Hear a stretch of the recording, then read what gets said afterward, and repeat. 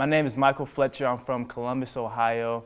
And about 4 years ago, I was a junior at Oral Roberts University. I got a call from my mom 2 weeks right before school started, letting me know that she would no longer be able to supply me with all the money that I need for Oral Roberts University, which left me with $10,000 in need. I was just completely broken, completely torn, because I wasn't for sure how God was going to provide the finances, and I'm thinking I'm going to be homeless. God at that moment in time spoke so clear to me. He said, "Michael, it's going to be okay. It's going to be fine. Just rise up, and what do you have? What do you have in your hands?"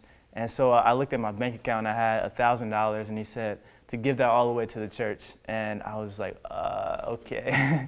And now school is in session, and I'm trying to figure out how in the world am I going to stay at Oral Roberts University? Do I continue to go to classes? Do I continue to take the test? And God told me to act as if you already have the money. And so that's what I did. I acted as if I already had the money. 3 days before the absolute final deadline, before I had to turn in all the money before I got kicked out of Oral Roberts University, I got a call from my grandma. She asked me a question. She said, "Michael, how much money do you need?"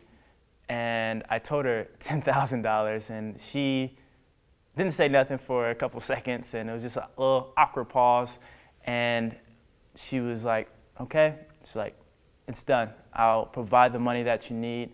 Not only will I provide the money that you need, but I will also provide $1,000 to cover books, to cover school supplies, to cover whatever else you need." It was just such a big relief to me that all the money was supplied, that I didn't have to worry about nothing. And ever since then, I've always tithe, I always continue to tithe.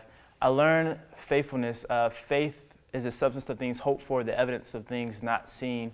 And to not see in the natural, but see in the supernatural, see what God is doing. Act as if you already have that blessing that you are praying for.